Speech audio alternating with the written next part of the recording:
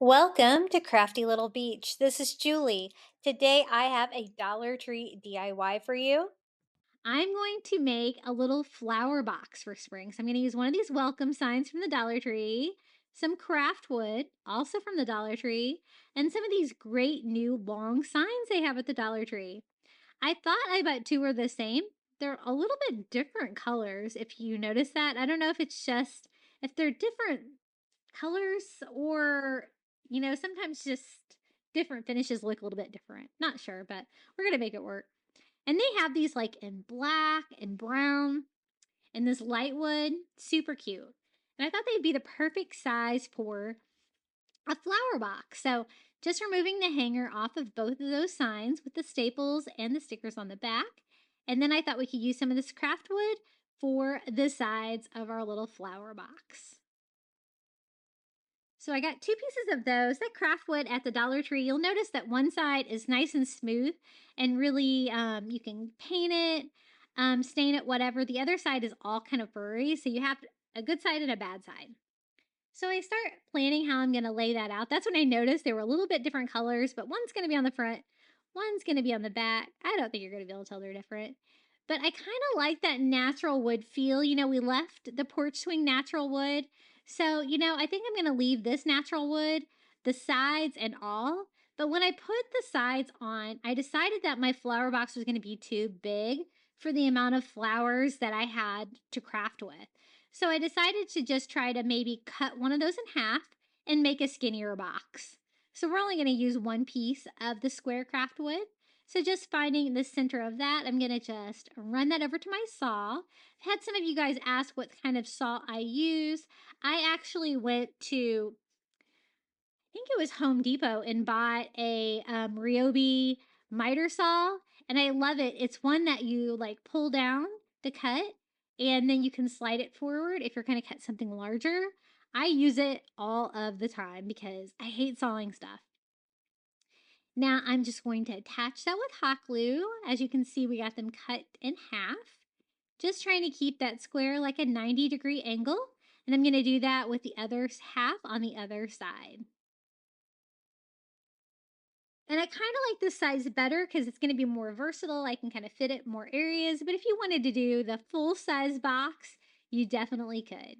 Now we're just going to attach the front here of our box with hot glue on both of those sides. And I don't really have anything planned to use for the bottom, but we're going to need to put something in the bottom to kind of keep the flowers in there. We're going to have floral foam and flowers. It's not going to be very heavy, but we just kind of needed something down there. So I decided actually to use one of these like flexible cutting mats from the Dollar Tree. I thought that would be easy to cut and lightweight, but it's going to kind of serve the purpose. Not quite long enough, so I'm going to cut like a strip, and then we'll have to cut another piece to fill it in all the way. I'm trying to cut it wide enough, but not too wide because I don't want it like sticking out at all from the sides. And then we can just attach that to the bottom. I love working with this stuff. They make it those mats and colors as well. I use these all the time for different things. So just doing a bead of hot glue around the three sides that this one's going to touch. And just simply gluing that on the bottom. A very easy bottom, and it's functional. It worked. A lot easier than cutting wood down and getting everything to the right size. And so the smaller piece we just used there on the side, just overlapping a little bit. And you'll never be able to see that from the front because it's nice and skinny and flat down there. Now for the front of our little flower box. I thought this would be perfect. It's just the right size. Fits on that front sign perfectly. I don't need the hanger though, so I'm just going to go ahead and remove that. It's stapled onto the back. And they have the cutest like raw wood garden spring things at the Dollar Tree. I just love it. I think they have a lot of new items this year with spring. So I want that same like turquoise color that we've been using. So I mixed turquoise and white together. And we're going to paint the welcome sign that turquoise color. I think it's so cute that the L is like little garden boots. Isn't that adorable? I'm going to go ahead and paint it all. The little plant right there and the little rake are both like raised pieces that are on top. But I'm just going to go ahead and paint them all because it's kind of inevitable at that point. But then I can go back and paint those a different color. So I do use a smaller brush to get in all like the nooks and crannies that were around there to keep the paint from pooling anywhere. And then I don't want this to be super colorful. I didn't want to add pink or anything like that. So I'm just going to use ivory and a small brush and just carefully paint our little flower pot and our little rake there to the side, just to kind of give a contrast against that.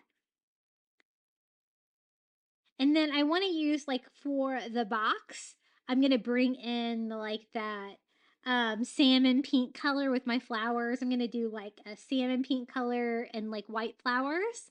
So it's going to go with my color scheme that we've been using this year with all of these spring DIYs. And if you haven't seen them, I do have 2 previous spring DIY videos this year.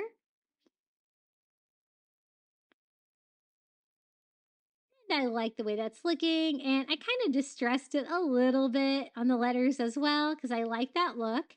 And then I'm just using hot glue, kind of spacing it out a little bit to secure this sign to the front of the flower box. See how perfectly that fits on that sign?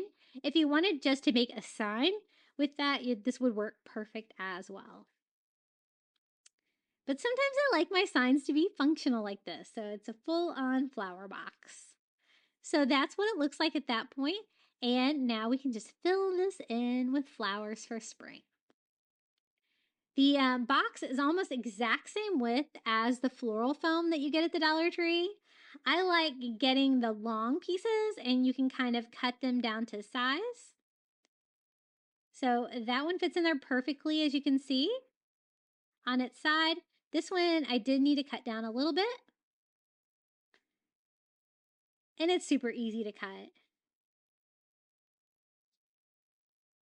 Now, the only thing I was thinking is that, it's pretty, deep. And so I don't want my foam to be way down there because I'll have to use tons of filler to fill it up.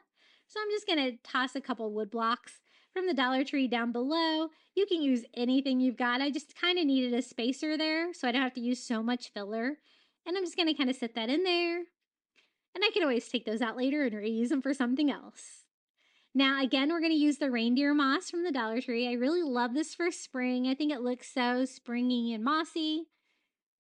And we're just going to cover all of the floral foam. If you're going to do this like for something outside, you might want to glue that down. But I'm kind of doing an indoor decoration, so I think it's going to sit in there nicely. And it made it look really full. Now, these are the flowers that I picked out from the Dollar Tree to decorate it with. The white ones are the lilacs, and they're so pretty. I chose 2 different kinds of flowers. Um, so, they'll kind of coordinate together. And then it's a little bit too tall since I put like that spacer underneath there. So I am just going to bend it and put one in the side, one in the middle, and one on the end. I always like to work with odd numbers. I think it looks better when you're doing any kind of arrangement like this. And then the 2 spots in between will fill in with these beautiful, like salmon color flowers. They're so pretty. And kind of get them all about the same height. Now, I was missing one flower from one, so I decided to remove one flower from the second one just to make sure they're even. And bending that and pushing that into the floral foam. And that's all there is to it. We have a little spring flower box, and I think it just turned out so pretty. What do you think about this one? I love that little welcome sign. I think it's so fun. And you could even add some more detail to those little, like the little plant and stuff like that if you'd like.